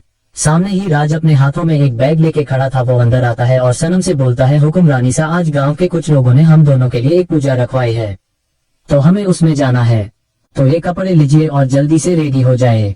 राज इतना बोल के वहाँ बैठ जाता है। अब फंस गई बेचारी सनम, इधर कुआ उधर खाई, बीच में फंसी सनम बाई। सनम धीरे धीरे चलते हुए बाथरूम में जाती है। अंदर सिद्धार्थ मुस्कुराते हुए उसे ही देख रहा था, क्योंकि उसने सब सुन लिया था। सनम अपना फेस नीचे करके खड़ी हो जाती है। सिद्धार्थ उसके पीछे जाके खड़ा हो जाता है और उसके कान में बोलता है, फिक्र मत करो, आज कुछ नहीं करूंगा, लेकिन बाद में तुम्हें बिल्कुल नहीं छोड़ने वाला। अभी जल्दी से तुम रेडी हो जाओ, नहीं तो उस लंगूर को शक हो जाएगा। इतना बोल के सिद्धार्थ उसके हाथ से बैग लेके रख देता है और उसके बाल साइड करके उसके ब्लाउज की डोरी खोल देता है। सनम अपनी आंखें कस के बंद कर लेती है। सिद्धार्थ धीरे धीरे उसके सारे कपड़े उतार देता है और उसे शावर के नीचे खड़ा कर देता है। दोनों ही उस पानी के साथ साथ अपने प्यार की बारिश में भी भीग रहे थे। थोड़ी देर में सिद्धार्थ उसे छोड़ता है और कपड़े पहना देता है। सनम बाहर चली जाती है और सिद्धार्थ वही छुप जाता है। सनम जल्दी से रेडी होकर रूम से निकल जाती है और उनके जाने के बाद सिद्धार्थ भी सबकी नजरों से बचते अपने रूम में चला जाता है। लेकिन कोई था जिसकी चिल सी नजर उस पे ही थी। चैप्टर 33 कबीर गया है। सिद्धार्थ पूरी रात सनम के साथ ही रहता है। सुबह राज सनम के रूम में जाता है और उसे किसी पूजा के लिए रेडी होने को बोलता है। सिद्धार्थ जो कि बाथरूम में छुपा था वो सनम को रेडी करता है। सनम राज को लेके रूम से बाहर चली जाती है और उनके जाते ही सिद्धार्थ भी वहां से निकल जाता है। लेकिन अफसोस, निकट हुए सिद्धार्थ पे कबीर की पानी नजर पड़ जाती है। वो गुस्से से सिद्धार्थ के रूम में जाता है और डोर बंद कर देता है। सिद्धार्थ अपने गीले कपड़े चेंज करके जैसे ही बाहर आता है, कबीर उसको बेड पे धक्का दे देता है और उसके ऊपर बैठ के उस पे गुस्से बरसाने लगता है। थोड़ी देर उसको अच्छे से कूटने के बाद जब उसके दिल को शांति मिल जाती है तो वो उसके साइड में लेट जाता है और फिर अपने हाथ पैरों को ऊपर करके बच्चे की तरह रोते हुए बोलता है, साले कुत्ते कमीने, तेरी हिम्मत कैसे हुई मेरी भाभी के रूम में जाने की? मैं पूरी रात बिस्तर पे इधर से उधर करवट बदल रहा था। फिर अपने प्राइवेट पार्ट को सहलाते हुए बोलता है, मेरी जान को पूरी रात कितना दर्द हुआ है, तुझे पता भी है कैसे मैंने इसको संभाला हुआ था और तू वहाँ शॉट पे शॉट लगा रहा था। जा, मैं तुझे श्राप देता हूँ कि तेरे जुड़वा बच्चे होंगे और दोनों मेरी तरह क्यूट और हैंडसम। कबीर की बात सुन के सिद्धार्थ को गुस्सा आ जाता है। यहाँ मैं सेंचुरी पूरी करने की प्लानिंग कर रहा हूँ और तू मुझे 2 बॉल पे ही रन आउट करवाना चाहता है। वो 2 रन भी तेरे जैसे मिलेंगे, तेरा खुद का तो ऊपर का फ्लो पूरा खाली है, दिमाग ने खा के जिसका वजूद ही मिटा दिया है। मेरे बच्चे को तू अपने जैसा टपोरी बनाना चाहता है। ऐसा होने से पहले मैं तुझे मिक्सी में पीस के बेसन के साथ लपेट के गरम तेल में डूबा डूबा के मार दूंगा। अब की बार पिटने की बारी कबीर की थी, लेकिन तभी डोर खुला और सामने खड़े इंसान को देख के कबीर और सिद्धार्थ दोनों की ही हालत खराब हो जाती है, क्योंकि सामने राज खड़ा था और उसने सिद्धार्थ को कबीर को धोते देख लिया था। अब सवाल ये था कि दुनिया का ऐसा कौन सा बॉस है जो अपने ही असिस्टेंट से पंचिंग बैग की तरह पिटता है। वो दोनों उठ जाते हैं और राज के सामने सीधे खड़े हो जाते हैं। राज उन दोनों के पास आता है और उन्हें घूरते हुए बोलता है, ये क्या हो रहा था यहाँ। राज की बात सुन के सिद्धार्थ और कबीर एक दूसरे को देखने लगते हैं। सिद्धार्थ अपने मन में बोलता है, सोच बेटा सिद्धार्थ, सोच कोई अच्छा सा डायलॉग मार, नहीं तो इस सुअर सी शकल के पिल्ले को तुझ पे शक हो जाएगा और ये तुझे तेरी लैला से दूर कर देगा। अगर ऐसा कुछ हो गया तो तेरे नन्हे मुन्ने चिंकू मिंकू कहाँ से आएंगे। सिद्धार्थ आगे बढ़ के बेचारे सी शकल बना लेता है और फिर रोंदू की तरह बोलता है, अब आपसे क्या छुपाए सर, वो क्या है ना कि आपके सामने जो हमारे बॉस खड़े हैं ये जैसे दिख रहे हैं वैसे है नहीं। मुझे तो बोलते हुए भी शर्म आ रही है, लेकिन बताना ही होगा ही। सिद्धार्थ का ड्रामा देख के कबीर को एक मिनी हार्ट अटैक आ जाता है। उसका दिल बोल रहा था, अरे कोई बचा लो रे बाबा, वरना ये बिन पैदे का लोटा पता नहीं अब कौन सा तूफान लाएगा। सिद्धार्थ थोड़ा रुक के आगे बोलता है, सर हमारे ये जो सर है ना कबीर जी, उनको हमसे प्यार हो गया है, आप समझ रहे हैं ना सर, इनको लड़कों में दिलचस्पी है और आज ये हमारे कमरे में भी हमारी इज्जत पे झाड़ू मार के पोछा लगने आए थे, क्योंकि ये ठहरे अमीर आदमी, मैं एक मामूली असिस्टेंट, घर में मेरी माँ बीमार है और एक कुंवारी बहन जिसकी मुझे शादी करनी है, तो मैं इनकी नौकरी भी नहीं छोड़ सकता और ये मेरी मजबूरी का फायदा उठा रहे हैं। इतना बोल के सिद्धार्थ फफक फफक के रो पड़ता है और राज के पीछे खड़ी सनम की कमर पे हाथ फेरते हुए उसके होठों पे एक सॉफ्ट किस करके दूर हो जाता है। और हमारे हुकुम सा तो बेचारे देख भी नहीं पाते, क्योंकि सामने खड़े कबीर को देख के उनको अपनी इज्जत की फिक्र हो रही थी। सिद्धार्थ सनम से दूर होके उसे एक आंख मार देता है। वही सनम उसकी हरकत से पानी पानी हो गई थी। कबीर की हालत तो कुछ ऐसी थी कि किसी ने खोलता हुआ गर्म तेल उसके कानों में डाल दिया हो। वो बेचारा टी अपनी इमेजिनेशन की दुनिया में ही चला गया था कि सिद्धार्थ उसके रूम के बाहर खड़ा है और कबीर एक और ड्रेस पहन के फूलों की सेज पे बैठा गा रहा है, कुंडी मत खुदो राजा, सीधा अंदर आओ राजा। और थोड़ी देर में सिद्धार्थ और कबीर दोनों ही बेड पे है और उन दोनों का बेड तोड़ रोमांस जारी है। और सुबह का सीन कुछ ऐसा है कि सिद्धार्थ सना जी के पास जाता है और शर्माते हुए बोलता है, कॉन्ग्रेचुलेशन मॉम, आप दादी बनने वाली हो, मैं कबीर के बच्चे की माँ बनने वाला हूँ। तभी कबीर जोर से चिखते हुए बोलता है, नहीं ऐसा नहीं हो सकता। राज कबीर को होश में लाते हुए बोलता है, मिस्टर मल्होत्रा आप परेशान मत होइए, ये सब तो आज की जनरेशन में नॉर्मल है, कोई प्रॉब्लम नहीं है। अगर आपको लड़कों में इंटरेस्ट है तो, और रही बात बच्चों की, तो आप सरोगेसी का यूज कर लेना। हाँ, बातों बातों में मैं ये टी भूल ही गया कि मैं आप दोनों को पूजा के किए इनवाइट करने आया था। आप दोनों जल्दी से रेडी होके आ जाए, राज आगे बोलता है और सनम के साथ वहां से निकल जाता है। उनके जाते ही सिद्धार्थ भी अपने बालों को ठीक करता है और जाते हुए बोलता है, जानू जल्दी आ जाए, मैं आपका नीचे इंतजार कर रहा हूँ। सिद्धार्थ की बात सुन के कबीर को गुस्सा आ जाता है और वो गुस्से से उसके पीछे भागता हुआ बोलता है, साले एक बार हाथ तो आ, तुझे प्रेग्नेंट नस किया तो मेरा नाम भी कबीर मल्होत्रा नहीं, और ऐसी ऐसी जगह से बच्चा तेरे अंदर डालूंगा कि डॉक्टर भी कंफ्यूज हो जाएंगे कि डिलीवरी कहाँ से करवाए। थोड़ी देर में सब लोग पूजा के लिए निकल जाते हैं। पूजा गाँव में किसी जगह होनी थी। कबीर सिद्धार्थ से नाराज हो गया था, इसलिए उससे बात भी नहीं कर रहा था। थोड़ी देर में पूजा शुरू हो जाती है। इस बीच सिद्धार्थ कबीर को मनाने की कोशिश कर रहा था, लेकिन कबीर भी पूरे भाव खा रहा था। वही सिंघानिया पैलेस में नकली सारा अपने कमरे में इधर से उधर चक्कर काट रही थी, क्योंकि कल से पता नहीं उसके चेहरे पे क्या हो गया था। उसकी स्किन निकलने लगी थी। अगर ऐसा ही चक्रती कुछ दिन में उसकी असली पहचान सबके सामने आ जाएगी। तभी उसके रूम का डोर नॉक होता है। सारा बाहर नहीं जा सकती थी क्योंकि उसका चेहरा खराब हो चुका था, लेकिन उसे बाहर तो जाना ही था, वरना सबको शक हो जाता। सारा डोर ओपन करती है और सामने खड़ी जानवी की चीख निकल जाती है, क्योंकि सारा ने अपने पूरे चेहरे पे हद से ज्यादा पाउडर लगा लिया था और उसके साथ ही कोई क्रीम भी यूज कर ली थी और अब वो सफेद चुड़ैलों की सरदार लग रही थी। जानवी अपने दिल वो हाथ रख के बोलती है, शांत बेबी शांत, कुछ भी नहीं हुआ, इस चुड़ैल को तो हम जल्दी ही बाहर निकल देंगे, तब तक आप डरना मत बेबी। जानवी सारा से इशारों पे पूछती है, ये क्या है। सारा अपने दांत दिखाते हुए बोलती है, वो क्या है ना कि मार्केट में नया उपटन आया है और हम शादीशुदा लड़कियों को तो ग्लो हमेशा बरकरार रखना होता है, वरना पति कहीं और चले जाते हैं मुंह मारने। जानवी सारा के आगे बाउल करते हुए बोलती है, कोई बात नहीं, मैं थी बस तुम्हें ये आइसक्रीम देने आई थी, सब खा रहे थे और ये तो तुम्हारी फेवरेट है इसलिए मैं बचा के ले आई। सारा को टी जल्दी से जानवी को भगाना था, वो जल्दी से आइसक्रीम लेके ठूस लेती है। जानवी वहां से चली जाती है और सारा अपना फेस क्लीन करने चली जाती है, लेकिन उस पाउडर और क्रीम से उसका फेस और भी खराब हो गया था और उसकी स्किन और भी ज्यादा निकल गई थी। सारा जल्दी से बाहर आती है और फोन लेके किसी को एमएसजी करने लगती है। वही स्थान में पूजा संपन्न होती है और सब लोग हवेली वापस आ जाते हैं। लेकिन कबीर अब भी सिद्धार्थ से मुंह फुला के घूम रहा था। दिन से रात होती है और अब तक कबीर ने सिद्धार्थ से कोई बात नहीं की थी। सिद्धार्थ कबीर के पीछे जाता है और सीधा उसके रूम में घुस जाता है और एक बार वर्ल्ड वॉर दोनों के बीच शुरू हो जाता है, लेकिन इस बार दोनों ही बराबर के पंच मार रहे थे। कबीर सिद्धार्थ को मारते हुए बोलता है, अहो भाग्या हमारे जो द ग्रेट सिद्धार्थ सिंघानिया जी अपनी इज्जत हमें देने को राजी हो गए। सिद्धार्थ उसे धोते हुए बोलता है, कमीने हवस के पुजारी, कब से मना रहा हो और तू भाव खा रहा है। अगर और अब तूने अपने ये भाव खाने बंद नहीं किए ना तो तेरे इन्हीं भावों की भिंडी बना के बाजार में तोल दूंगा। थोड़ी देर बाद दोनों ही थक के लौट जाते हैं और जोर जोर से हंसने लगते हैं। आज का दिन गुजर जाता है और रात को सिद्धार्थ फिर से सनम के रूम में पहुंच जाता है। लेकिन आज बेचारे को बालकनी से नहीं जाना पड़ा क्योंकि सनम ने खुद उसके लिए अपने दिल के दरवाजे खोल दिए थे। इन सब से बेखबर राजचंद की नींद सोया हुआ था क्योंकि सिद्धार्थ ने उसके दूध में नींद की गोलियां मिला दी थी। अगली सुबह जब सनम की नींद खुली तो वो सिद्धार्थ के ऊपर सोई हुई थी। सनम होले से उसके ऊपर से उठती है और बाथरूम में जाने लगती है कि सिद्धार्थ उसका हाथ पकड़ के खींच लेता है। सनम सीधा उसके ऊपर गिरती है। वो उसको कुछ होती उससे पहले ही सिद्धार्थ उसके मुंह में जाके उसकी टंग से खेल रही थी। सिद्धार्थ के हाथ सनम की पूरी बॉडी पे चल रहे थे। वो सनम के बालों को साइड करके उसके ब्लाउज की डोरी खोल देता है और एक लंबे स्मूच के बाद वो उसको लेके बाथरूम में घुस जाता है। थोड़ी देर के बाद दोनों अपने प्यार की बरसात में भीग के बाहर आते हैं। 15 दिन गुजर चुके थे। अब सनम और राज की शादी को सिर्फ एक ही हफ्ता बचा हुआ था और 3 दिन के बाद शादी की रस्में शुरू होने वाली थी। इस बीच सिद्धार्थ और सनम एक दूसरे के काफी करीब आ चुके थे। सनम को कुछ भी याद नहीं था, लेकिन सिद्धार्थ का उसके पास होना भी उसके लिए एक दवा की तरह था।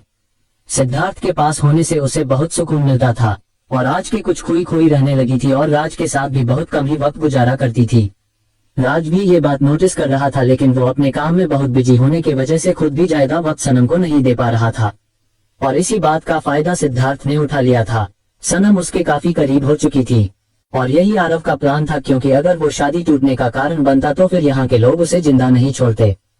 ऐसा नहीं था कि सिद्धार्थ के पास पावर नहीं थी, उसके तो एक इशारे पे पूरी दुनिया में कहीं भी भूचाल आ जाता, लेकिन वो इस मैटर को दिमाग से हैंडल करना चाहता था।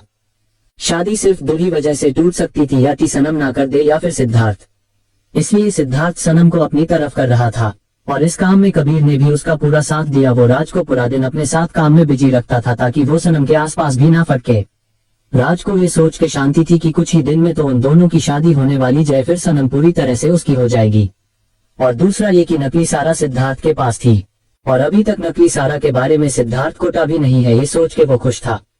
वही दूसरी ओर नकली सारा का सिंगानिया पैलेस में जीना हराम हो चुका था, क्योंकि उसके चेहरे से उसकी स्किन पूरी तरह से निकल चुकी थी। लेकिन अब भी कोई भी उसका असली चेहरा नहीं देख पाता था, क्योंकि उसने अपने लिए एक मुखौटा तैयार करवा लिया था जिसको पहनने के बाद कोई भी उसे नहीं पहचान सकता था। पर उसके दिमाग में अभी भी एक बात घूम रही थी कि उसका चेहरा खराब कैसे हुआ, क्योंकि डॉक्टर ने उसे बोला था कि वो कोई ऐसी मेडिसिन खा रही है जिसके साइड इफेक्ट्स के कारण उसकी स्किन निकल गई और उसका चेहरा सामने आ गया। लेकिन उसने अपना प्लान भी एग्जीक्यूट किया और वो बच गई। नकली सारा अपने रूम में इधर से उधर चक्कर लगा रही थी, क्योंकि सिद्धार्थ को गए 20 दिन हो चुके थे और इस बीच सिद्धार्थ ने उसे एक बार भी कॉल नहीं किया था। उसे डर था कि कहीं सिद्धार्थ को पता ही नहीं चल गया कि वो उसकी असली सारा नहीं है। यही सोच सोच के वो गुस्से से पागल हो रही थी। उसने गुस्से से अपना मुखौटा उतर के फेंक दिया और पागल की तरह रूम का सारा सामान फेंकने लगी। वो रूम में लगी सिद्धार्थ की फोटो के पास जाके उस पे हाथ फेरते हुए बोलती है, सिद्धार्थ माय लव बेबी, तुम जानते हो ना कि मैं तुमसे कितना प्यार करती हूँ और तुम तो नहीं अपनी जान को छोड़ के कहाँ चले गए हो। फिर उसके होठों पे अपने हाथ फेरते हुए बोलती है, जान मैंने तुम्हें अपना बनाने के लिए क्या कुछ नहीं किया। तुम्हारी वो जान सारा, उसको तुम्हारी शादी के रात ही तुम सबके बेहोश होने के बाद सिंघानिया पैलेस से उठाया, उसको उस सन की पागल राज के पास लेके गई। उस कमीने राज को खुद को सौंपा, उसकी मार खाए, उसे फिर से सारा के लिए पागल किया, उसकी मेडिसिन बदल दी, उसके दिमाग में सारा को फिट किया कि वो फिर से एक पागल आशिक की तरह उसको तुमसे दूर ले जाए। उसको केरला लेके गए, उसकी याददाश्त मिटाई, उसके जेहन से तुम्हारा नाम मिटा दिया मैंने।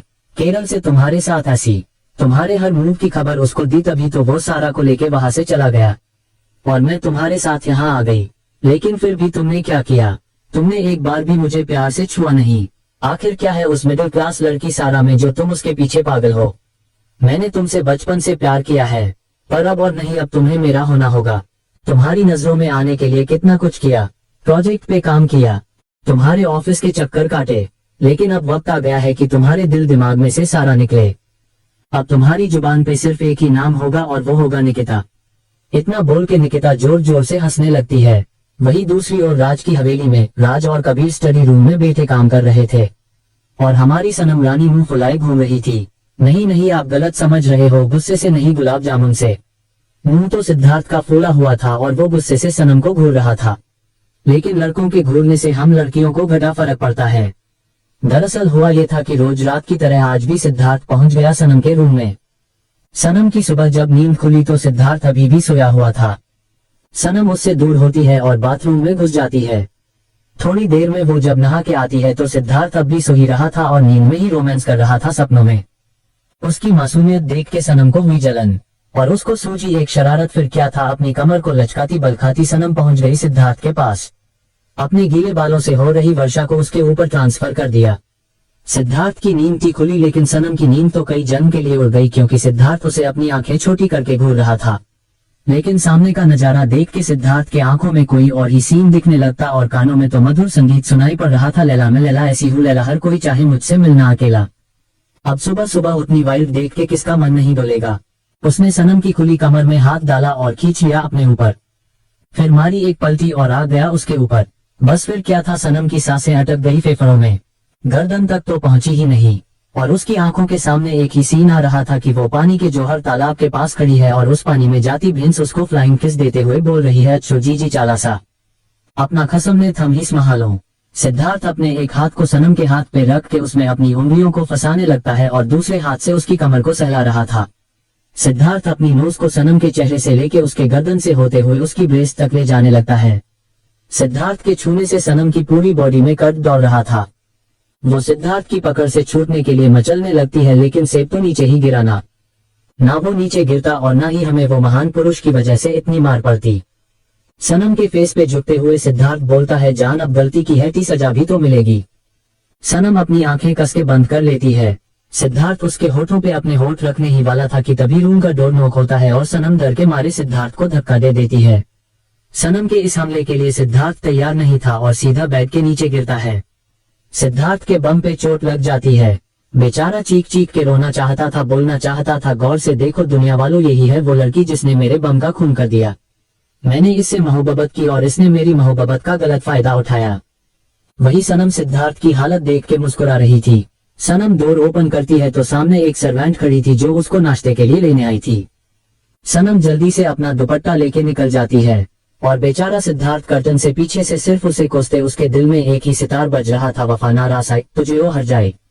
सनम आराम से हाल में बेटे गुलाब जामुन ठूस रही थी कि अचानक हवेली के बाहर कुछ गाड़ियों के रुकने की आवाज आती है।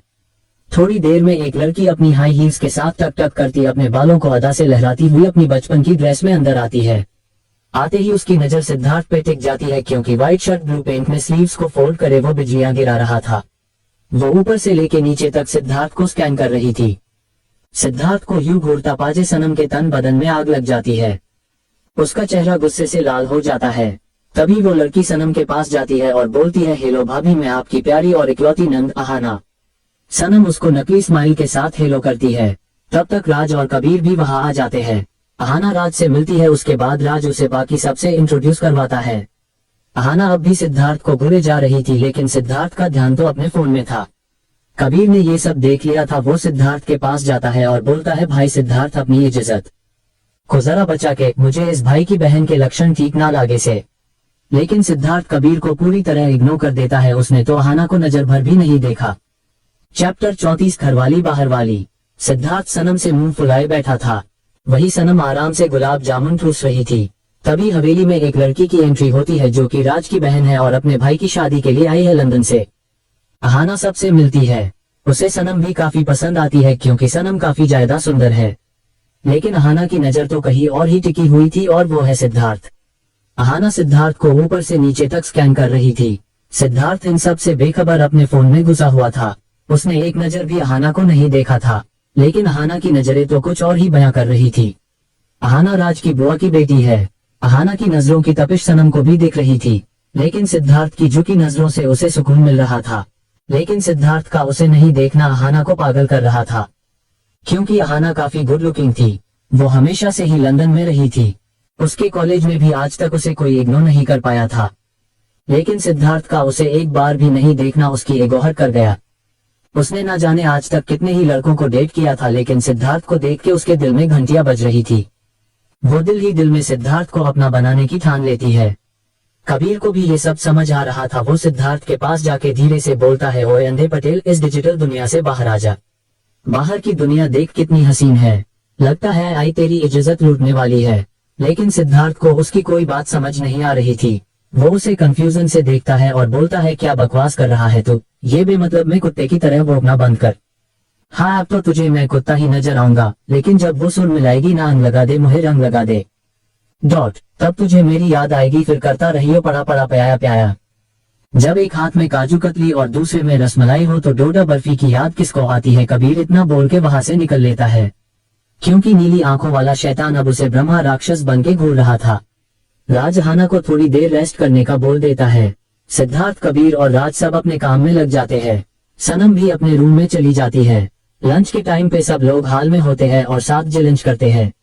अहाना सिद्धार्थ के सामने ही बैठी हुई थी और सिद्धार्थ को घूरे जा रही थी, लेकिन सिद्धार्थ उसे अब भी इग्नोर कर रहा था।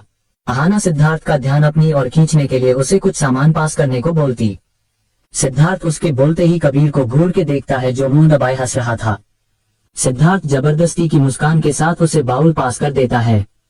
बस यही तो वो मार खा गया, क्योंकि उसकी वो स्माइल कोई अपनी कातिल नजरों से देख रही थी। वो थी सनम। सनम उसे मन ही मन अरबों डॉलर की गालियां देते जा रही थी। मुझे तो कभी पानी भी ना दे, चिपकने को तो मैं चाहिए, और अपने ये खून पीने वाले दांत दिखाने के लिए ये कटी हुई चुड़ैल।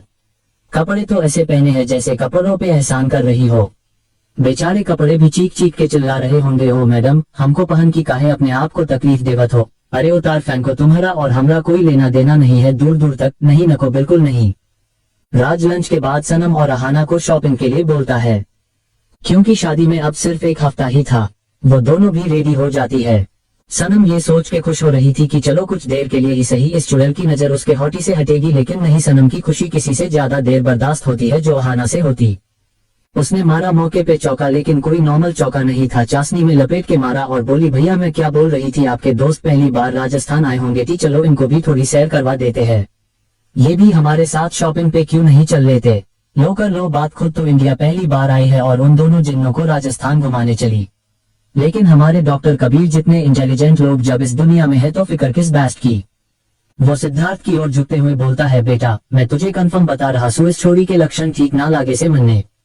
तुझे लक्षण ठीक ना लाग रहे मन्ने तो या छोरी ही ठीक ना लागे। देख कैसे देख रही है, जैसे कपड़ों के ऊपर से ही चीर हरण कर देगी। मैं बता रहा हूँ एक्स्ट्रा कपड़े पहन के रहा कर, सिद्धार्थ जवाब देता है। सिद्धार्थ और कबीर के साथ थोड़ी देर में अहाना और सनम भी शॉपिंग के लिए निकल जाते हैं। अहाना सिद्धार्थ के साथ पीछे बैठ जाता है और सनम को मजबूरन आगे बैठना पड़ता है। कबीर ड्राइविंग सीट पे बैठा बेचारी सी शकल बना के बोलता है, कोई नहीं होता है। सनम कबीर की बात समझ गई थी, क्योंकि सिद्धार्थ ने उसे कबीर के बारे में बता दिया था। पूरे रास्ते अहाना सिद्धार्थ से किसी न किसी बात पे काजी होने की कोशिश करती और सिद्धार्थ उससे ऐसे दूर भाग रहा था जैसे हम लड़कियां दूध को देख के भाग जाती है। थोड़ी देर में वो लोग शॉपिंग मॉल पहुंच जाते हैं। सिद्धार्थ जल्दी से बाहर निकल के गहरी सांस लेता है, क्योंकि उसका दम घुट रहा था। सनम के दिल में उसको देख के एक विचार आ रहा था, दम अभी घुटा कहा है, अभी घुटेगा। वो लोग शॉपिंग के लिए चले जाते हैं। अंदर जाके कबीर और सिद्धार्थ शोरूम में रखे सोफे पे विश्राम करने लगते हैं, क्योंकि बेचारे कुछ ज्यादा ही लंबे हैं ना, और लंबे लोगों की कमर जल्दी दर्द करती है। अहाना बार बार कोई ना कोई ड्रेस लेके आ जाती है और बोलती ये मुझ पे कैसी लगेगी, और दोनों उसको ऐसे इग्नोर करते जैसे बोल रहे हो तू जाना रे। लेकिन ये सब देख के सनम का गुस्सा सातवें आसमान पे था, लेकिन उसने अपना गुस्सा सिद्धार्थ के अकाउंट पे झाड़ू मार के निकाला। लेकिन सनम दीदी अपनी याददाश्त के साथ ये भी भूल गई कि सामने बैठे आदमी के अकाउंट में इतने जीरो है जहां तक मुझे गिनती भी नहीं आती। उसने सिद्धार्थ का अच्छा खासा बिल निकाल दिया। शॉपिंग के बाद वो सब अहाना की जिद पे बाहर से ही डिनर करके आते हैं। थके होने के कारण सब लोग अपने अपने रूम में चले जाते हैं सोने के लिए। रात को सिद्धार्थ को आज काफी देर हो गई थी सनम के रूम में जाने के लिए, क्योंकि अहाना उसका पीछा ही नहीं छोड़ रही थी। सिद्धार्थ सनम के रूम में जाता है तो वो बिस्तर पे करवट बदल रही थी, क्योंकि उसे खुद ही नींद नहीं आ रही थी सिद्धार्थ के बिना। सिद्धार्थ उसके पास जाके बोलता है, क्या हुआ, मेरे बिना नींद नहीं आ रही? सिद्धार्थ को देख के सनम को गुस्सा आता है और वो पिलो उठा के उसे मारने लगती है। सिद्धार्थ उसे हाथों को पकड़ के बेड पे धंसा देता है और उसके ऊपर आ जाता है। थोड़ी देर में सनम भी हाथ पैर चलाना बंद कर देती है। सिद्धार्थ उसके चेहरे पे अपनी जीभ फिरते हुए बोलता है, बेबी तुम सच में बहुत स्पाइसी हो। सनम फिर से छूटने की कोशिश करती हुई बोलती है, छोड़िए हमें और जाए अपनी लैला के पास। सिद्धार्थ इसकी बात सुन के मुस्कुराने लगता है और बोलता है, जान मैं उसके पास नहीं जा रहा था, वो बार बार मुझसे चिपक रही थी, तुमने भी देखा था। सारी गलती तुम्हारी ही है, तुम्हें किसने बोला था इतना हैंडसम होने को, ऊपर से जब देखो तब अपनी इन नीली आंखों को मटकाते रहते हो। थोड़ी दिन में तो गोविंदा बन जाओगे और बोलोगे एक तरफ है घरवाली एक तरफ बाहर वाली, वो बोले मैं आला वो बोले मैं आली। सनम जवाब देते हुए बोलती है। सिद्धार्थ उसकी बचकानी बातें सुन के मुस्कुराए जा रहा था। वो उसके ब्लाउज को उसके कंधों से सरकाते हुए बोलता है, तो फिर अपने चांद को मनाने के लिए मुझे क्या करना होगा। सिद्धार्थ के छूने से सनम सिहर रही थी। सिद्धार्थ उसके कंधे पे अपने लबों को सजा देता है। उसके एहसास को पाते ही सनम की आंखें बंद हो जाती है। सिद्धार्थ उसके ब्लाउज को निकल के फेंक देता है। वो उसके पूरे जिस्म पे अपनी मोहर लगाने लगता है, लेकिन वो उसके साथ इंटीमेट नहीं होता, क्योंकि सनम ये सब शादी के बाद चाहती थी। लेकिन सनम को कौन समझाए कि अगर अभी उसे सब याद होता तो उसके 400 बच्चे होते नीली आंखों वाले। खैर सिद्धार्थ को तो खुद को कंट्रोल करना ही था जो उसने किया। थोड़ी देर बाद वो दोनों एक दूसरे को बाहों में भर के सो जाते हैं। नेक्स्ट मॉर्निंग सिद्धार्थ सनम के उठने से पहले ही उस रूम से निकल जाता है, क्योंकि अब राज के साथ अहाना भी थी। लेकिन अफसोस आज उसकी किस्मत खराब थी और उस पे किसी की बुरी नजर पड़ चुकी थी। इन सब से बेखबर सनम अपने सपनों की दुनिया में खोई हुई थी। थोड़ी देर में सबकी सुबह हो जाती है और सबका दिन अपने अपने काम में गुजर जाता है। अब कल से शुरू होंगी शादी की रस्में। आज से राज और सनम की शादी की रस्में शुरू होने वाली थी। सुबह से ही हवेली में चहल पहल मची हुई थी, लेकिन ऐसी ही उथल पुथल कहीं और भी मची हुई थी, और वो थी अहाना, क्योंकि उसने सिद्धार्थ को सनम के रूम से निकलते देख लिया था। सिद्धार्थ को वहां से निकलते देख पहले तो उसने सोचा कि शायद कोई काम होगा, लेकिन जब वो सनम के रूम के पास गई और उसने सनम को भीगा हुआ देखा तो उसके जंग खाए हुए बंद पड़े दिमाग की फ्यूज हो रखी एलईडी जल उठी, क्योंकि सिद्धार्थ भी जब रूम से निकला तो वो भीगा हुआ था और सनम ड्रेसिंग के सामने खड़ी होकर अपना दुपट्टा सही कर रही थी। अब अंदर क्या हुआ होगा वो सीन तो अहाना ने इमेजिन कर ही लिया होगा। अब लंदन में इतने दिन से उसकी ही तो प्रैक्टिस कर रही थी। वो गुस्से से पैर पटकते हुए अपने रूम में चली जाती है और डोर बंद करके रूम की चीजों पे अपना गुस्सा निकालने लगती है। अब इस पगलेट को कौन समझाए, भले ही इनके काम की नहीं है ये सारी चीज, लेकिन उन बेजुबान चीजों पे गुस्सा निकाल के क्या मिल गया उसको। वो भी बोल रही होंगी, अबे ओ मेकअप में डूबी हुई सफेद चाशनी, अपना टाइम भी आएगा। थोड़ी देर में अहाना ने कमरे को मुर्दाघर बना दिया। एक्चुअली नहीं, मुर्दाघर में भी स्विकी से डेड बॉडी रखी होती है, लेकिन इन मैडम ने तो कमरे का कबाड़खाना बना दिया था, जिसको देख के कबाड़ी के मुंह से एक ही बात निकलती, और फेंको मैडम, तभी तो हमारी कमाई होगी। अहाना रूम का नक्शा बिगाड़ने के बाद फर्श पे बैठ जाती है और बोलती है, ऐसा नहीं हो सकता, विहान सिर्फ मेरा है, और वैसे भी भाभी आपकी तो राज भाई से शादी होने वाली है, फिर आप दोनों हाथ में लड्डू कैसे रख सकते हो। अब इन मोहतरमा को कौन समझाए कि एक ही लड्डू है, दूसरे लड्डू को तो पहले वाला लड्डू पंचिंग बैग बना के धोने वाला है। मैं ऐसा कभी नहीं होने दूंगी। विहान को मैं अपना बना के रहूंगी, फिर चाहे मुझे उसके लिए कुछ भी क्यों ना करने पड़े। अहाना खुद को नॉर्मल करती है और अपना चेहरा साफ करके रूम से निकल जाती है। वो सीधा राज के रूम में जाती है और राज को बोलती है, भाई मुझे आपसे कुछ बात करनी है। राज हाँ बोलता है और अहाना बोलना शुरू करती है। कुछ देर राज से बात करने के बाद अहाना वहां से एक विनिंग स्माइल के साथ निकल जाती है। राज कबीर के पास जाता है और कुछ बात करता है। कबीर के चेहरे के भाव बनते बिगड़ते जा रहे थे। कबीर राज को कुछ समझता है और थोड़ी देर बाद राज वहां से निकल जाता है। कबीर उसके जाते ही राहत की सांस लेता है और फिर जल्दी से भागते हुए सिद्धार्थ के रूम में जाता है। सिद्धार्थ उस वक्त किसी से कॉल पे बात कर रहा था। वो कॉल कट कर देता है और कबीर के उजड़े चमन को देख के पूछता है, क्या हुआ। कबीर डोर बंद कर देता है और बोलता है, तू यहाँ फोन पे ही बात करता रही हो। वहाँ वो दोनों भाई बहन तेरी तीसरी शादी की तैयारी करवा रहे हैं। कबीर की बात सुन के सिद्धार्थ उसे आंखें छोटी करके घूरता है और बोलता है, क्या बकवास कर रहा है तू, होश में तो है या फिर एक दो पैक चढ़ा के आया है। भाई मैं बिल्कुल होश में हूँ, लेकिन जब तू मेरी पूरी बात सुनेगा तो तेरे होश लापता हो जाएंगे, कबीर जवाब देता है।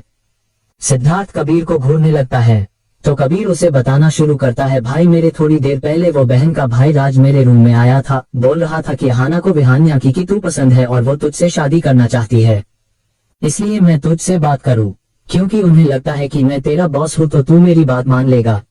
अभी तो मैंने उनकी शांत करवा दिया है, ये बोल के कि सनम और उसकी शादी के बाद तेरी और अहाना की शादी की बात करूंगा। लेकिन मुझे नहीं लगता कि वो लड़की तुझे इतने आसानी से जाने देगी। देख, मैं तुझे समझा रहा हूँ, जो करना है जल्दी कर ले, क्योंकि तेरा तो पता नहीं, लेकिन मुझे मेरी इज्जत बहुत प्यारी है। मुझे उस भाई की बहन से अपना चीरहरण नहीं करवाना। सिद्धार्थ कबीर की बात सुन के हाँ में सर हिला देता है। आज सनम और राज की हल्दी की रस्म होने वाली थी, जिसका अरेंजमेंट हवेली के गार्डन में किया गया था। राज गार्डन में आ चुका था। सनम को भी अहाना अपने साथ लेके आ रही थी, क्योंकि राज ने उसे बोला था कि सिद्धार्थ ने उसके साथ शादी के लिए हाँ बोल दिया है, लेकिन उसे ये नहीं बोला कि शादी के बाद। और अहाना ने भी सुबह जो देखा उसको वह मान लिया था। लेकिन सनम के चेहरे पे 12 बजे हुए थे, क्योंकि वो राज के नाम की हल्दी नहीं लगवाना चाहती थी। सनम को जब बाहर लाया जा रहा था, उसी वक्त एक इवेंट हल्दी का बावल लेके बाहर आ रही थी। उसको देख के सिद्धार्थ के दिल में खुराफात आ गई। फिर क्या था, वो चल पड़ा अपना आईफोन कान पे लगा के। उसने उस सर्वेंट के पैर में अपना पैर उलझा दिया और हल्दी के बाउल वाले थाल को सनम की ओर उछाल दिया। सारी हल्दी सनम के ऊपर गिर गई, मतलब सनम ने कर लिया हल्दी वाला गंगा स्नान। वही वो सर्वेंट डर से मरा जा रहा था, क्योंकि राज उसे खा जाने वाली नजरों से देख रहा था, क्योंकि सबको यही लगा कि गलती उस सर्वेंट की है। सिद्धार्थ बेशर्मी से सनम को एक आंख मार देता है, जो सनम के पीछे खड़ी अहाना के दिल पे बिजली गिरा देता है, क्योंकि वो मैडम समझती है कि ये सब सिद्धार्थ ने उसके लिए किया है। तभी तो बोलते हैं मेन विल बी मेन। ये किया सिद्धार्थ ने, एक तीर से 2 शिकार। अहाना खुशी से गुब्बारे सी फूल गई। राज सनम के पास आया और उससे पूछने लगा, क्या तुम ठीक हो? सनम हाँ में सिर हिला देती है। दोबारा से दूसरी हल्दी लाई जाती है और सनम और राज को लगाई जाती है। अहाना तो बार बार सिद्धार्थ के पास जाके उससे चिपकने की कोशिश कर रही थी, क्योंकि अब तो उसको लाइसेंस मिल गया था। सिद्धार्थ भी मुस्कुराते हुए उससे बात कर रहा था, जिससे राज का भी शक उस पे से खत्म हो रहा था, क्योंकि कोई भी साला अपने होने वाले जीजा पे शक थोड़ी करेगा।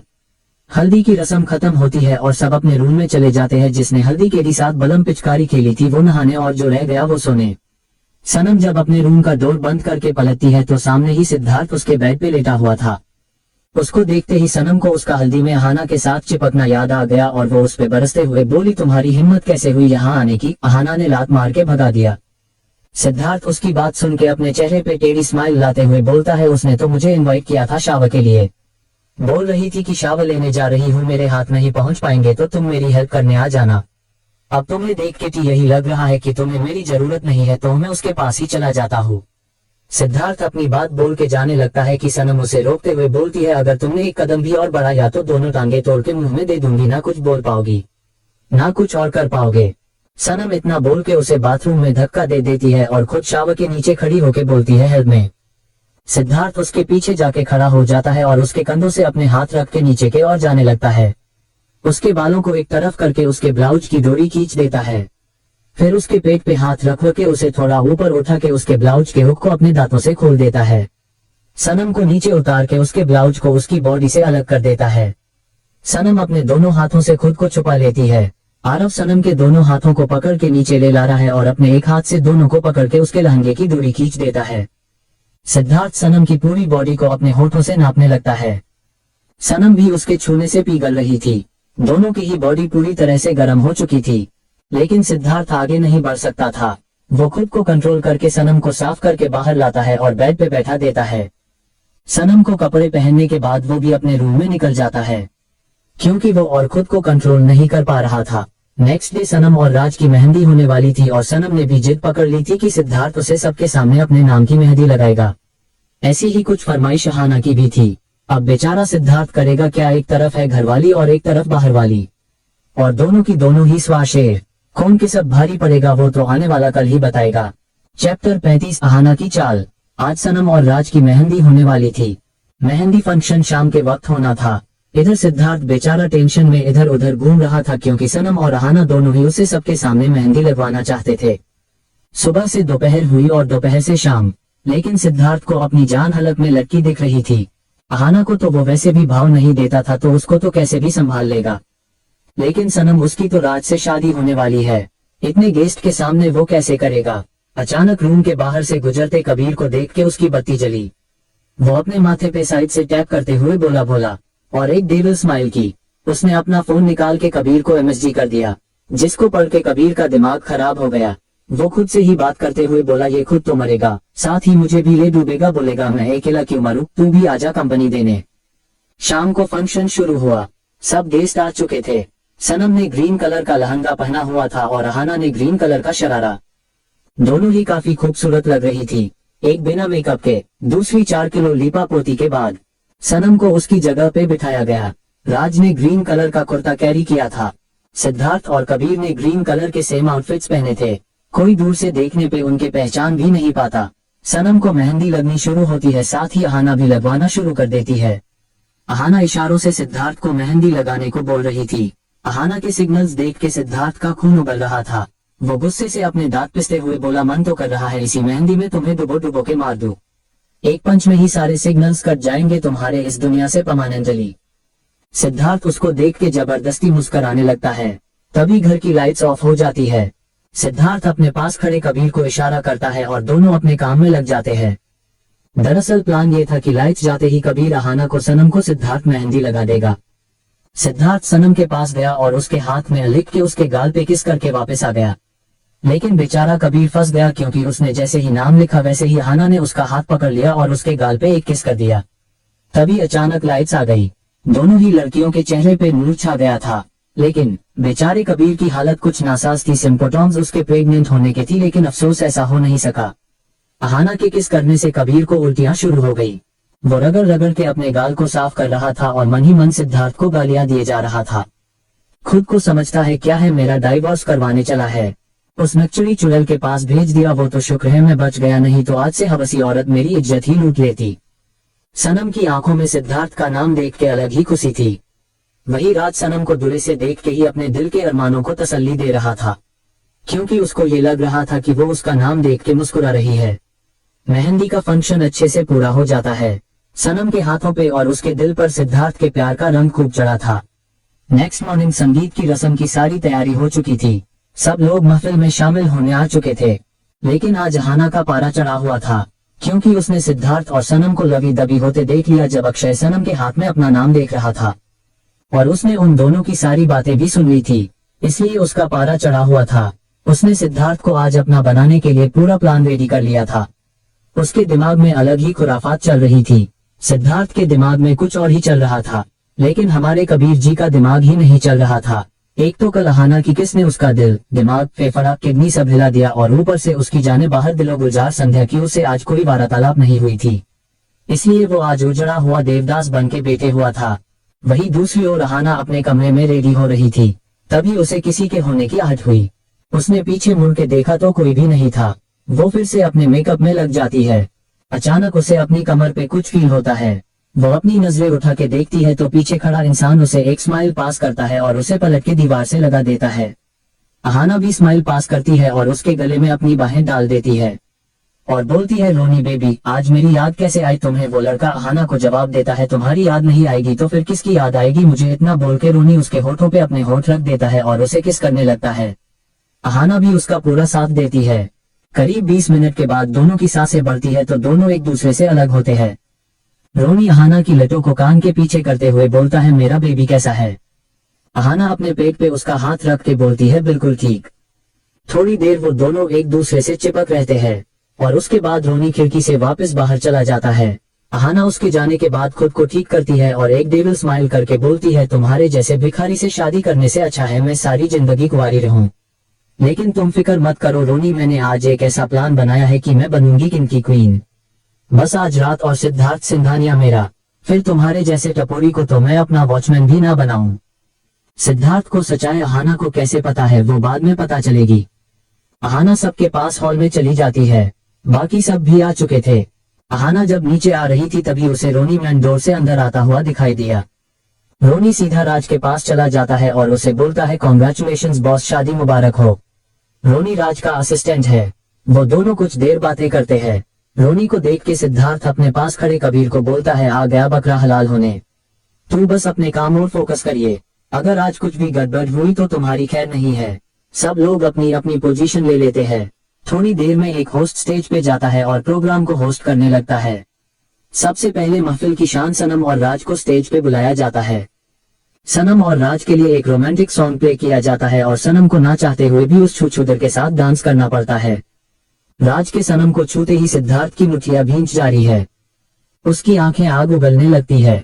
उसका बस चक्रटी अभी राज को तोप पे बैठा के मंगल ग्रह पे भेज देता। लेकिन अफसोस कुछ नहीं कर सकता। वही अहाना राज और सनम को देख के बड़ी खुश हो रही थी। सिद्धार्थ की हालत देख के उसे मजा आ रहा था। वो अपने मन में खुश होते हुए बोल रही थी, बस कुछ देर और सिद्धार्थ, फिर तुम हमेशा के लिए मेरे हो जाओगे। सब लोग बारी बारी से अपना डांस परफॉर्मेंस देते हैं। रात में सभी जोड़ियों को स्टेज पे बुलाया जाता है और सब एक साथ परफॉर्म करते हैं। अहाना सिद्धार्थ को खींच के स्टेज पे ले जाती है। कबीर सिद्धार्थ को इशारा कर रहा था, पैर पे मार इसके पैर पे। अहाना बार बार सिद्धार्थ से चिपक के डांस कर रही थी और उसका खून खोल रहा था। लास्ट में उससे जब और कंट्रोल नहीं होता तो वो वहां से चला जाता है। वो अपने गुस्से को ठंडा करने के लिए सामने से आ रहे वेटर से जूस लेके पी लेता है। उसको जूस पिता देख अहाना एक डेविल स्माइल करते हुए बोलती है, अब बहुत जल्द तुम खुद मेरे पास आओगे सिद्धार्थ, इतने पास की कभी दूर नहीं जा पाओगे। सब लोग डांस के बाद डिनर करते हैं। मेहमान अपने घर को रवाना हो जाते हैं और घर के लोग डिनर करके अपने रूम में चले जाते हैं। सिद्धार्थ अपने रूम की ओर जा रहा था कि उसे बहुत गर्मी लगने लगती है। उसे नशा चढ़ रहा था। अहाना उसकी हेल्प करने के लिए आती है और उसे अपने रूम में ले जाने लगती है, लेकिन सिद्धार्थ उसे दूर झटक देता है। तभी रोनी आता है और अहाना को बिना कुछ बोलने का मौका दिए अपने साथ ले जाता है। उनके जाते ही कबीर सिद्धार्थ के पास आता है और उसे संभालते हुए सनम के रूम में ले जाता है। सनम सिद्धार्थ की हालत देख के परेशान हो जाती है।